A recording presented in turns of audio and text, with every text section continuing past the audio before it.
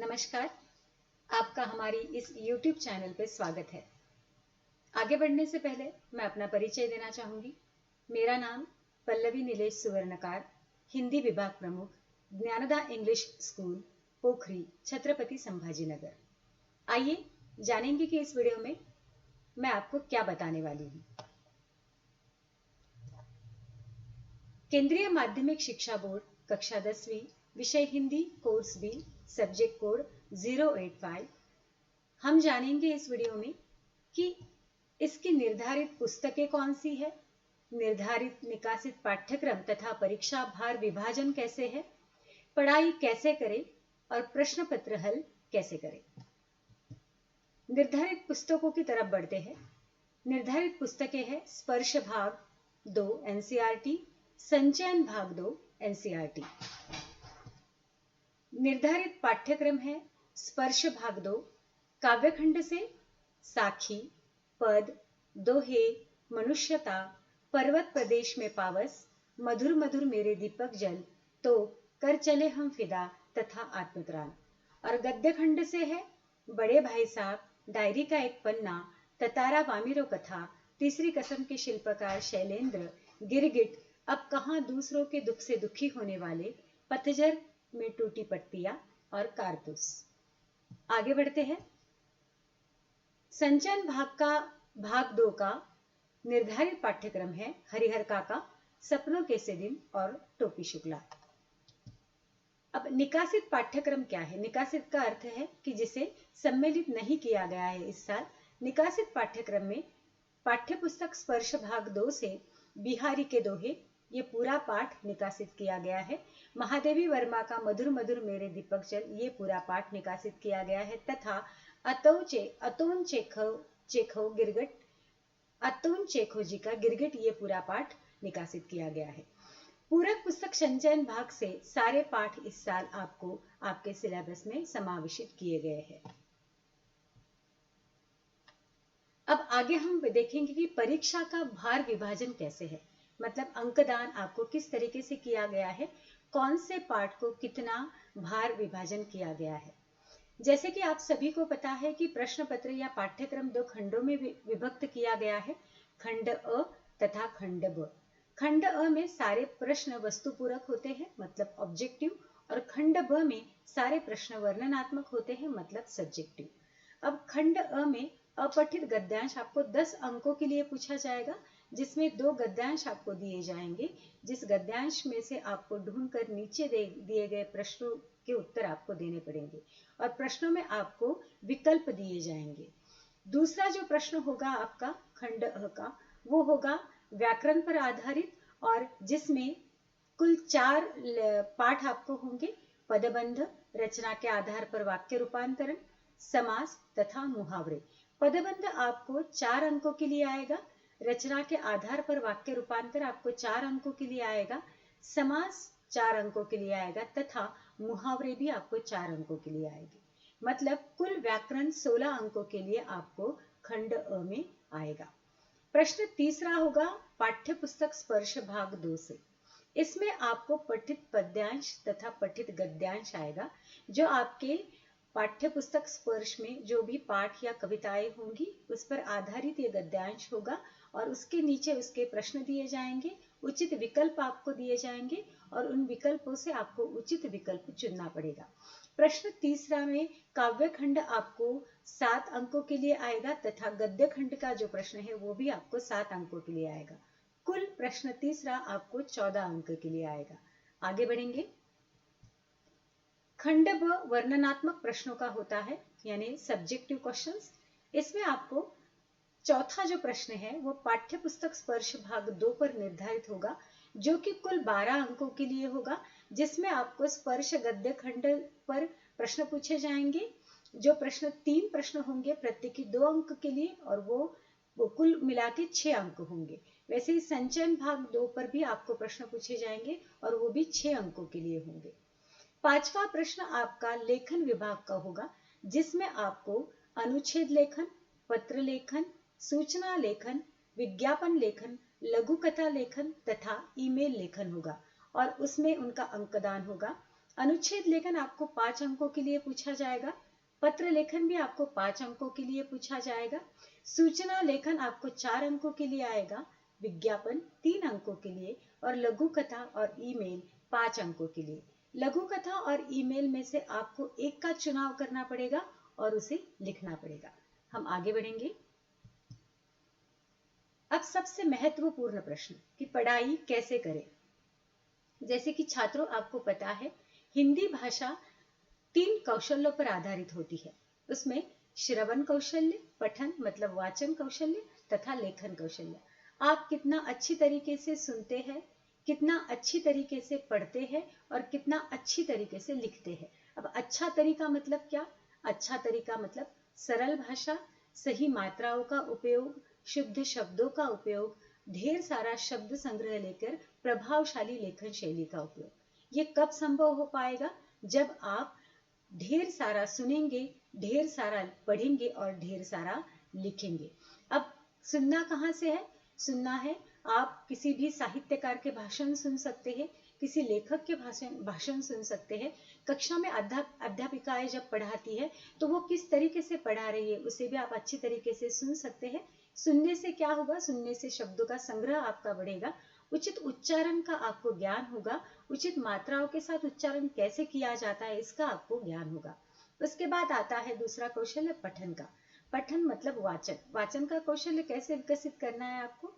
जो भी आपको एनसीईआरटी ने निर्धारित पुस्तकें दी है, जैसे कि स्पर्श भाग 2 और संचयन भाग 2, इसका नियमित आपने पठन करना है, इसका नियमित वाचन करना है। इससे क्या होगा?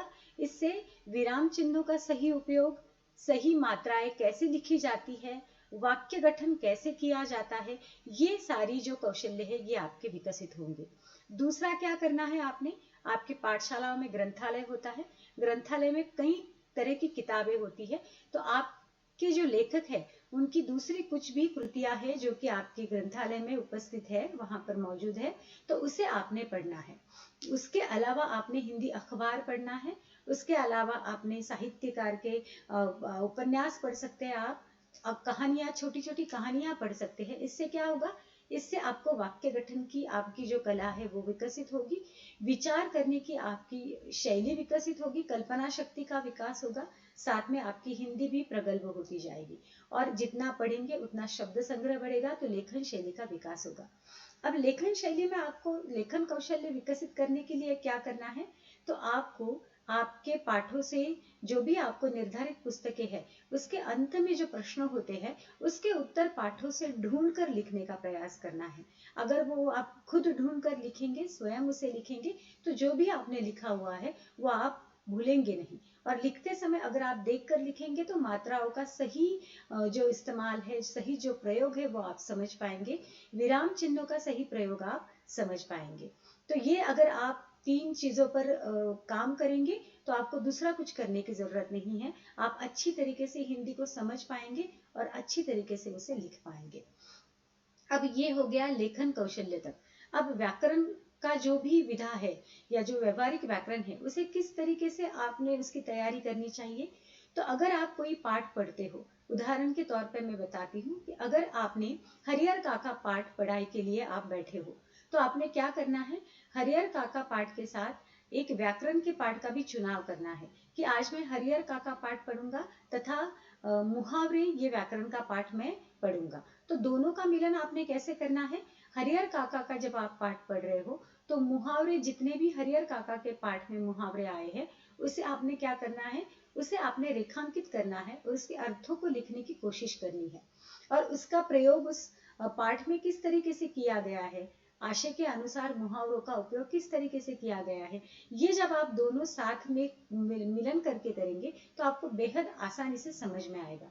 वैसे ही इतर पाठों के लिए भी आप कर सकते हैं, जैसे पदबंध हो गया, रचना के आधार पर वाक्य रूपांतरण हो गया, समास हो गया, ये जितने भी व्याकरणिक विधाएं हैं, जो भी पाठ आपको समावेशित है इस साल, उसका अगर आप इस तरीके से पढ़ाई करेंगे तो आपका व्याकरण को समझने की जो आपका कौशल्य है वो बढ़ जाएगा और व्यावहारिक व्याकरण इस खंड में भी आपको अच्छे अंक मिलने की संभावनाएं बढ़ जाएगी। अब आपने और पढ़ाई की कैसे तैयारी करनी है? तो अगर आपने साल के शुरुआत में ही उचित समय तालिका बना ली, यानी टाइम टेबल अगर आपने बना लिया और उस समय तालिका में आपने उचित समय और उचित दिन हिंदी विषय को दे दिया, तो आपकी हिंदी की जो पढ़ाई है वो बहुत सुकर और आसान हो जाएगी। और उसमें क्या करना है, उसमें आपने पाठों की जो पुनरावृत्ति होती है, उस पुनरावृत्ति के दौरान आप जब जब उस पाठों के अंत में जो प्रश्न आते हैं उसे लिखेंगे, तो आपके वो जो पाठों की संकल्पना है वो बहुत बेहतरीन स्पष्ट हो जाएगी। तो अगर आप समय तालिका बनाते हैं तो वो भी पढ़ाई करने का आसान तरीका है। उसके बाद क्या करना है, उसके बाद उसके अलावा विविध जो भी सामाजिक विषय है, ज्वलंत विषय है, जो भी अभी शैक्षणिक क्षेत्र से जुड़े विषय है, उस पर लिखने की कोशिश करनी है। लिखना कैसे है, सरल, सामान्य और शुद्ध भाषा में लिखने की कोशिश करनी है। आप अगर 5 पंक्तियां भी किसी विषय पर लिख पाते हैं तो आपकी कल्पना शक्ति का विकास होने लगता है और अनुच्छेद लेखन में आपको ये शैली काम आती है। तो आपने ढेर सारे विषयों पर लिखना है। वाद विवाद जैसे स्पर्धाओं में आपने सहभाग लेना है और बात करने की कोशिश करनी है, ताकि हम अगर वाक्य गठन करना सीख जाएंगे, उस विषय पर विचार करना सीख जाएंगे, तो उस पर लिखना हमारे लिए बेहद आसान हो जाएगा। उसके बाद लिखते समय और क्या ध्यान में रखना है कि मात्राओं का उचित उपयोग, विराम चिन्हों का उचित उपयोग आप अगर करेंगे तो आपका अंक बढ़ने की संभावनाएं और बढ़ जाती है। तो पढ़ाई के लिए आप इतना भी करेंगे तो बेहद है, क्योंकि भाषा में यही जरूरी है, शुद्ध लिखान, शुद्ध वाचन, शुद्ध उच्चारण, विराम चिन्हों का सही उपयोग और ज्यादा से ज्यादा लेखन का सराव। ये आपको अगर आप इतना भी करेंगे तो आपको हिंदी का पेपर जो आप लिखेंगे उसमें कुछ भी मुश्किल नहीं होगी। हम आगे बढ़ेंगे। अब सबसे महत्वपूर्ण प्रश्न है कि प्रश्न पत्र कैसे हल करें। हम जब एग्जाम के हॉल में बैठते हैं तो ढेर सारी विचार हमारे दिमाग में होते हैं, ढेर सारे प्रश्न हमारे दिमाग में होते हैं। इसलिए अगर आपने साल के शुरुआत में ही समय तालिका बना ली है तो आपका पूरा जो भी नियोजन है, नियोजन के अनुसार आपकी पूरी पढ़ाई हो चुकी होती है, तो आपको कोई भी समस्या एग्जाम हॉल में बैठने के बाद नहीं आती है। अब रहा जब प्रश्न पत्र हमारे हाथ में आता है तो हमने पहले क्या करना चाहिए। तो हम प्रश्न पत्र, एक प्रतिदर्शी प्रश्न पत्र है जो मैं आपको दिखाना चाहूंगी, उसी को देखकर हम जानेंगे कि हमें करना क्या है। अब ये नवीनतम प्रतिदर्श प्रश्न पत्र है 2023 और 24 का। इसके पूर्व वाले प्रश्न पत्र में 4 खंडों में प्रश्न पत्र विभाजित किया गया था, परंतु इस साल 2 खंडों में ही उसे विभक्त किया गया है। एक वस्तुपूरक खंड होता है और दूसरा वर्णनात्मक खंड होता है। वस्तुपूरक प्रश्न वाले खंड को खंड अ कहा गया है और वर्णनात्मक प्रश्न वाले खंड को खंड ब कहा गया है।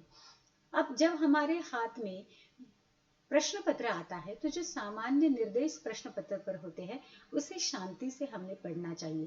प्रश्न पत्र पहले पन्ने से लेके अंत के पन्ने तक जांचना जरूरी है। अगर उसमें प्रिंटिंग नहीं है, अगर कुछ नहीं है, तो जो भी आपके वहाँ परीक्षा भवन में जो भी आपके नजदीकी समझदार लोग हैं, इन्विजिलेटर है, उनसे बात करके वो आपने समस्या वहां पर हल करनी है। दूसरी बात, प्रश्न पत्र को पूरी अच्छी तरीके से समझ लीजिए। आपके पास 3 घंटे का समय होता है। 3 घंटों में हमें प्रश्न पत्र को पूरा अच्छी तरीके से समझ के लिखना जरूरी होता है। तो पहले जो भी 5-10 मिनट है प्रश्न पत्र को समझने के लिए आपने गंवाने चाहिए। ये पहली जिम्मेदारी है आपकी कि प्रश्न पत्र को पूरी अच्छी तरीके से अगर आप समझ लेंगे तो लिखने में और आपको आसानी होगी। अब जब आपने सामान्य निर्देश पढ़ लिए हैं तो उस निर्देशों को समझ के हमने प्रश्न पत्र को क्या करना है, लिखना प्रारंभ करना है। पहला खंड, शक्य तो प्रयत्न करें कि जिस तरीके से सीक्वेंस दिया गया है, जो भी प्रश्न के क्रमांक है, उसी तरीके से उसे क्या करिए, लिखने का प्रयास कीजिए। अब देखिए, पहला जो खंड अ है वो वस्तुपूरक प्रश्नों का है, यानी इसमें आपको विकल्प दिए जाते हैं और सही विकल्प का चुनाव करना जरूरी होता है। वस्तुपूरक प्रश्नों की जो भी जरूरत होती है वो क्या होती है कि एक्यूरेसी, यानी एकदम स्पष्ट उत्तर आपको लिखना होता है। वही सही जो उत्तर है उसका चुनाव करना पड़ता है। सही उत्तर का चुनाव करेंगे तो ही आपको अंक मिलते हैं। थोड़ा भी गलत आपका उत्तर है तो आपके पूरे अंक जाने की संभावनाएं बढ़ जाती है। ऐसे समय आपने अगर जो भी आपको गद्यांश या पद्यांश दिए जाते हैं जो आपने कभी भी पढ़े नहीं होते हैं, जो आपको अपठित गद्यांश और पद्यांश होता है, अगर दो गद्यांश आते हैं तो उसे अच्छी तरीके से, अगर गद्यांश ही है दोनों या एक गद्यांश एक पद्यांश है, तो उसे अच्छी तरीके से पढ़ने की कोशिश कीजिए, क्योंकि वो आपने आज तक कभी भी पढ़ा नहीं होता है। तो उसे 2 से 3 बार पढ़िए, उसे समझने की कोशिश कीजिए और उसके नीचे दिए गए प्रश्नों के उत्तर को उस गद्य या पद्य में ढूंढने की कोशिश कीजिए और सही एकदम स्पष्ट उत्तर लिखने की कोशिश कीजिए। अब ये कब संभव हो पाएगा? अगर आप ज्यादा प्रश्न पत्र जो ज्यादा प्रश्न पत्र है वो सॉल्व करने का प्रयास करेंगे, यानी अपठित गद्य और पद्य आप अगर ढूंढ के उसे बार बार लिखने की या बार बार पढ़कर उसे उसके उत्तर लिखने की कोशिश करेंगे, तो आपकी नजर को उसकी आदत लग जाएगी और आपकी सोच को भी उसकी आदत लग जाएगी। तो उसे अपठित होने के कारण समझने की कोशिश कीजिए और बाद में उसके उत्तर लिखने का प्रयास कीजिए। अब प्रश्न दूसरा जो है, प्रश्न पहला और प्रश्न दूसरा ये दोनों भी अपठित गद्यांश पर ही आधारित होते हैं। जैसे मैंने प्रश्न पहले के लिए सूचना बताई, वही सूचना हमें प्रश्न 2 में भी फॉलो करनी है। अब प्रश्न तीसरा जो है ये व्यवहारिक व्याकरण पर आधारित है। प्रश्न तीसरा से लेके प्रश्न तीसरा, प्रश्न चौथा, प्रश्न पांचवा, प्रश्न छठा, ये जो है 3 से लेके 6 तक, ये सारे आपके व्यावहारिक व्याकरण पर आधारित है। और व्यावहारिक व्याकरण आपका तभी स्पष्ट हो जाएगा जब आप ज्यादा से ज्यादा उसके उदाहरण क्या करेंगे, सॉल्व करने का प्रयास करेंगे। और जैसे मैंने आपको पढ़ाई कैसे करनी है इसमें बताया है कि किस तरीके से आपको व्याकरण की पढ़ाई करनी है, अगर आप उस तरीके से व्याकरण की पढ़ाई करेंगे तो आपका इसमें इस खंड में जो भी व्यावहारिक व्याकरण के प्रश्न है जितने भी, उसमें आपको अच्छे अंक प्राप्त होंगे। तो ये पूरा सराव का मामला है, जितना सराव आप उसका करेंगे उतने अंक ज्यादा मिलने की संभावना है। अब प्रश्न 7वां जो है, ये आपको पद्यांश दिया जाता है। ये पद्यांश कौन सा है? ये पद्यांश आपका पठित पद्यांश है, मतलब स्पर्श या संचयन से गद्यांश या पद्यांश आपको आएगा, उस पर निर्धारित नीचे, उस पर ही आधारित नीचे प्रश्न दिए जाएंगे, उसमें भी आपको उचित विकल्प दिए जाएंगे जिसका चुनाव आपको करना है। जैसे कि आप प्रश्न पत्र में देख पा रहे हैं कि यहाँ पर जो प्रश्न दिया गया है वो आपके स्पर्श पद्य पाठ से पूरा ये जो पद्यांश है, और इस पद्यांश पर आधारित, मैं आगे करती हूँ स्लाइड, इस पद्यांश पर आधारित ही आपको क्या दिया गया है, नीचे प्रश्न दिए गए हैं और विकल्प दिए गए हैं, और उन विकल्पों से आपको सही विकल्प चुनना है। तो प्रश्न 7वां, प्रश्न 8वां, प्रश्न 9वां, ये बेहद आसान प्रश्न है, क्योंकि ये सारे आपके पाठों से निर्धारित प्रश्न 10, प्रश्न 11, प्रश्न 12 और प्रश्न 13, ये जो प्रश्न है, प्रश्न कहाँ से, एक बार फिर से मैं पीछे लेती हूँ ताकि आप अच्छी तरीके से समझ पाए उसे। प्रश्न 7वां, प्रश्न 8वां, प्रश्न 9वां, प्रश्न 10, प्रश्न 11, प्रश्न 12 और प्रश्न 13, ये पूरे आपके पाठ्य पुस्तक पर आधारित प्रश्न है। आप जितना पाठ्य पुस्तक को पढ़ेंगे ये उतने आसान आपको लगेंगे। जैसे मैंने कहा कि पाठ्य पुस्तक के अंत में जो भी प्रश्न है, अगर उन प्रश्नों के उत्तर आप पाठ्य पुस्तक में ढूंढने की कोशिश करेंगे तो इसमें से कोई भी ऐसा प्रश्न नहीं है जो आप सॉल्व नहीं कर पाएंगे, क्योंकि इसमें अगर आप देखेंगे, हम फिर से पीछे जाते हैं तो ताकि आपको और स्पष्टता हो जाए। जैसे कि प्रश्न 7वां में सारे उत्तर आपको पद्यांश में ढूंढने हैं। इसमें एक बात मुझे बतानी है कि पद्यांश, इसके नीचे जो भी प्रश्न होते हैं, जरूरी नहीं है कि प्रश्न के उत्तर सारे आपको पद्यांश में मिले, क्योंकि ये आपका पठित पद्यांश है, यानी ये पाठ पूरा आपको पता है, इस पाठ के बारे में सारा ज्ञान आपको मिल चुका है। तो नीचे ऐसे भी प्रश्न आ सकते हैं कि जिसके उत्तर ऊपर पद्यांश में नहीं है, परंतु क्योंकि ये आपके पूर्व ज्ञान पर आधारित है, सिलेबस से बाहर वाला प्रश्न नहीं है, तो ये उन्हें पता है कि ये पाठ छात्र पूरा जान चुका है, तो वो आपको उस पर आधारित दूसरा सवाल भी कर सकते हैं। तो वो इतना मुश्किल नहीं है अगर आपने इस पाठ की पूरी अच्छी तरीके से तैयारी की है।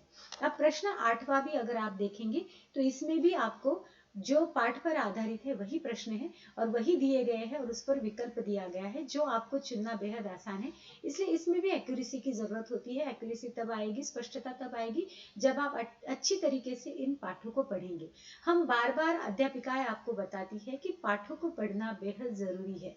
स्पर्श और संचयन, इन दोनों की नियमित अगर आप वाचन करेंगे तो आपको पेपर में कोई भी समस्या नहीं आएगी। पेपर आपको जो आप पेपर में उत्तर चुनेंगे वो चुनने में आपको बहुत आसानी और स्पष्टता पूरी मिल जाएगी। तो आप सही तरीके से पठन करेंगे, नियमित पठन करेंगे तो ये सारी चीजें आपके लिए आसान हो जाएगी। जैसा कि आप देख रहे हैं प्रश्न 9वां भी, इसमें भी गद्यांश है। ये गद्यांश भी आपके पाठों से दिया गया है, उस पर आधारित नीचे प्रश्न है और विकल्प दिए गए हैं। उसके बाद प्रश्न 10वां जो है, इसमें भी आपको विकल्प दिए गए हैं। प्रश्न सारे आपके पाठों से दिए गए हैं। तो ये सिलेबस से प्रश्न है, पठित पाठों से है, तो इसमें आपको सही विकल्प का चुनाव करना है। अब प्रश्न 11, 12 और 13, इसमें क्या करना है, ये वर्णनात्मक प्रश्नों का खंड है, खंड ब। इसमें क्या करना है आपको, इसमें आपको पाठों के पीछे जो प्रश्न होते हैं वो प्रश्न इसमें दिए जाते हैं, जिसमें आपको लगभग 60 शब्दों में उत्तर लिखना यहाँ पर अपेक्षित है।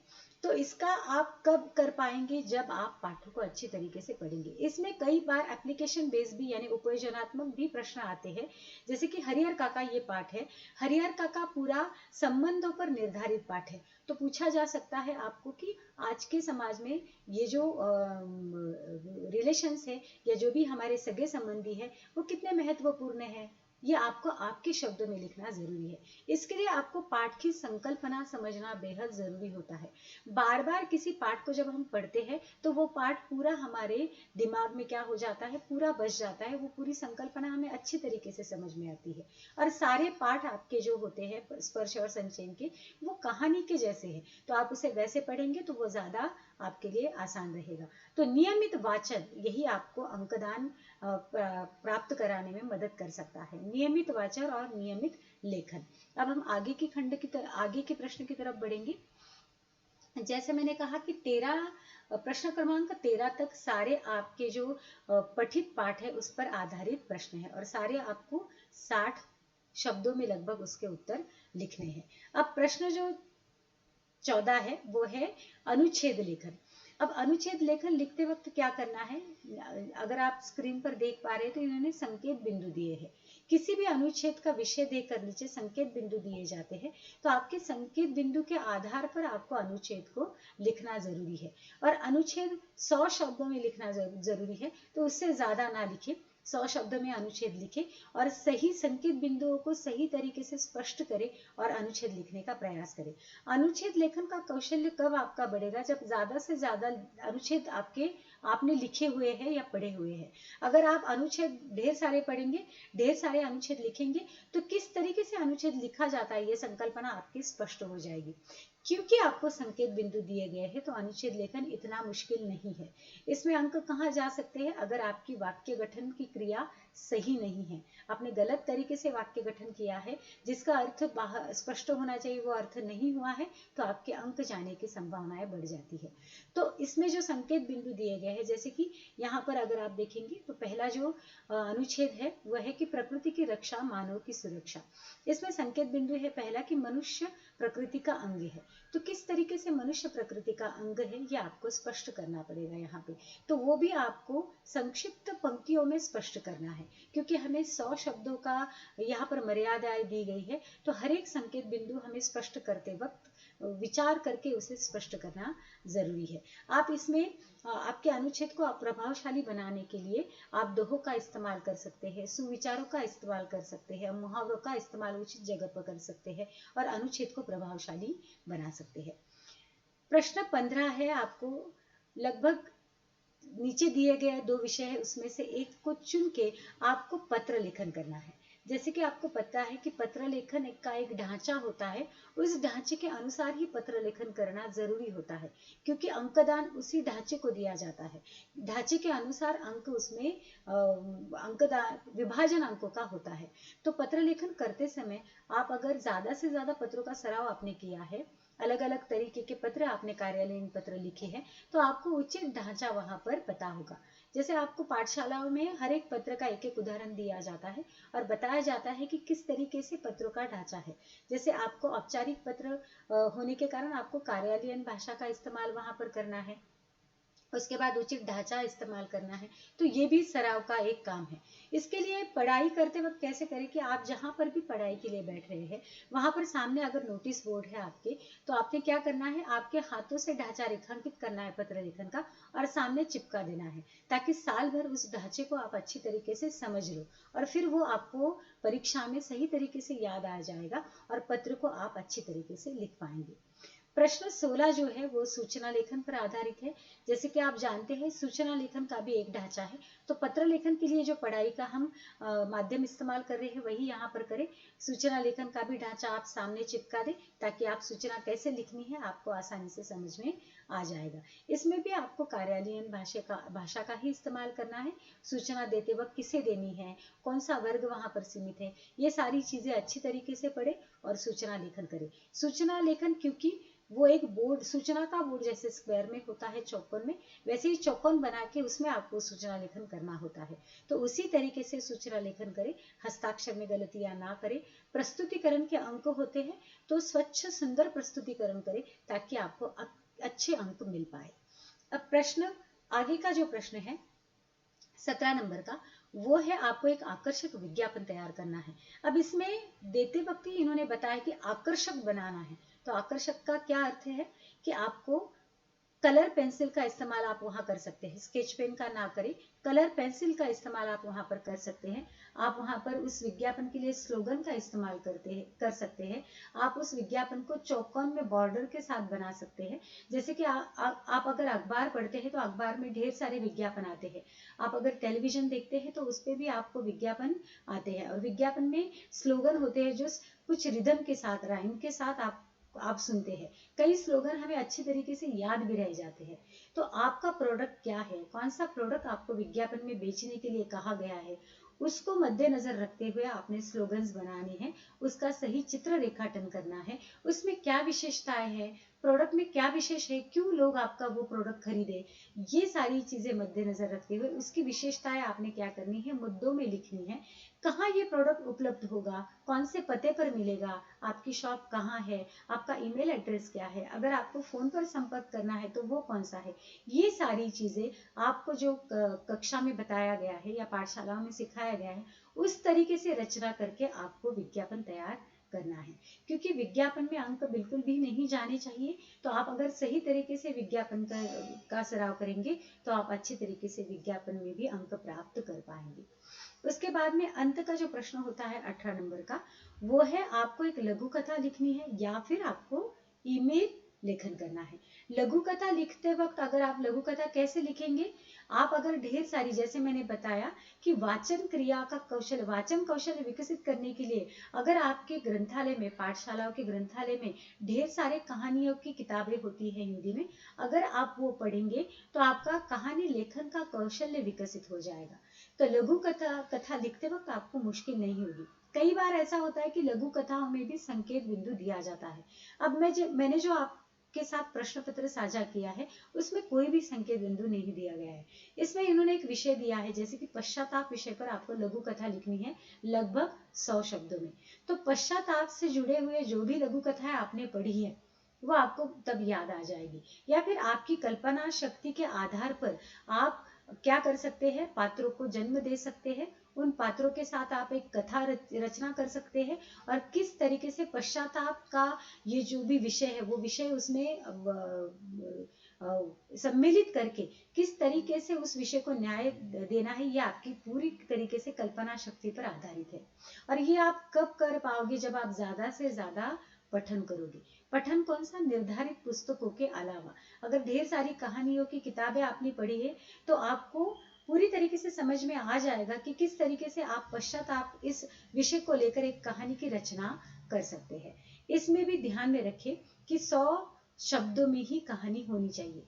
यानी जब जब आप कहानी लिखना प्रारंभ करेंगे, जब आपने पहला परिच्छेद अगर लिखा है, पैरा लिखा है, पैराग्राफ लिखा है, तो दूसरा लिखते वक्त पहले को पढ़िए, क्योंकि वहां जो होता है वहां आपको सूत्रों को बांधना होता है। यानी लिंक होनी चाहिए। जब जब आप लघु कथा लिखेंगे, कुछ भी उस लघु कथा में अटपटा सा नहीं लगना चाहिए। शुरुआत से लेकर अंत तक वो एक ही कथा लगनी चाहिए। इसलिए उसे बार बार पढ़कर अगर आप लिखेंगे तो आप क्या होगा, आपका लेखन करेक्ट एक ही लिंक में आएगा, उसे आप सही तरीके से अंत तक ले जा पाएंगे। अंत में आपको निष्कर्ष देना बेहद जरूरी है। 100 शब्दों में ये सारी क्रियाएं आपको करनी है और इसका भी उचित सराव होना जरूरी है, क्योंकि 3 घंटे में आप पर कई सारा मानसिक दबाव हो सकता है, क्योंकि परिस्थितियां अलग अलग होती है। तो उस परिस्थिति में आप किस तरीके से आपकी मानसिक स्थिति है ये बता नहीं सकते। इसलिए ज्यादा से ज्यादा सराव अगर आप करेंगे, क्योंकि ये विधाएं लगती बेहद आसान है, परंतु अगर सराव में आपकी आपूर्ति रही, सराव आपने पूर्ण तरीके से और अच्छी तरीके से नहीं किया है, तो हो सकता है कि आपको परीक्षा में लिखते वक्त समस्याओं का सामना करना पड़े। तो ढेर सारे प्रश्न पत्र हल करें। cbse.in, इस पर आपको, ये जो वेबसाइट है सीबीएसई की, इस पर आपको ढेर सारे प्रश्न पत्र मिलेंगे। अगर आप उसे हल करेंगे, आपने अगर साल की शुरुआत में ही प्रश्न पत्र को समझने की कोशिश की, जैसा आपका पाठ्यक्रम पूरा हो जाता है तो आपने अगर वीक में, एक सप्ताह में एक प्रश्न पत्र अगर आपने पूरा उसको सॉल्व कर लिया, तो आपकी जो भी संकल्पना है, प्रश्न पत्र से जुड़े जो भी समस्या है, जो भी डर है, वो खत्म हो जाएगा। और जो एग्जाम में आपके हाथ में प्रश्न पत्र आएगा, उससे आप डरेंगे नहीं। आप बिल्कुल सही तरीके से प्रश्न पत्र को समझ जाएंगे और अच्छी तरीके से लिखेंगे। अब अंत में 18 नंबर में आपको अथवा देकर जो दूसरा प्रश्न आता है, वो आपको ईमेल राइटिंग का आता है। ईमेल राइटिंग एक डिजिटल पत्र है जो एक मेल से दूसरी मेल को भेजना होता है। पत्र लेखन के ढांचे के अनुसार ही इसका ढांचा होता है।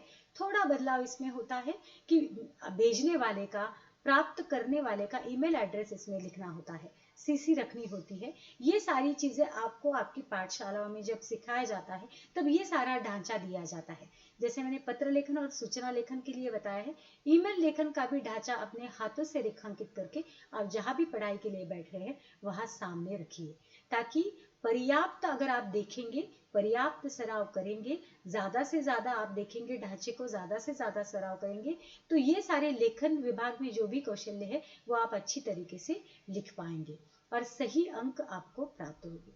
बच्चों, पेपर प्रश्न पत्र इतना भी मुश्किल नहीं है, बेहद आसान प्रश्न पत्र आपको है। सिर्फ समस्या कहाँ पे होती है, पहला जो बच्चा जिसे सबसे ज्यादा अंक होते हैं उसके पास भी 24 ही घंटे होते हैं, जिसे कम अंक प्राप्त होते हैं उसके पास भी 24 घंटे होते हैं। यहाँ होशियारी के अलावा भी ज्यादा क्या है कि आप कितना सराव कार्य करते हैं।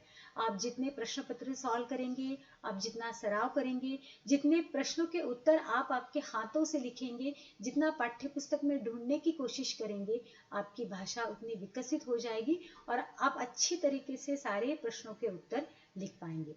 आशा है कि आप इस प्रश्न पत्र को कैसे हल करना है, कितने कुल प्रश्न हैं, उनका अंक भार क्या है, कौन से प्रश्न को आपको क्या दक्षता बरतनी है, किस तरीके से पढ़ाई करनी है, ये आपको अच्छी तरीके से समझ में आ गया होगा।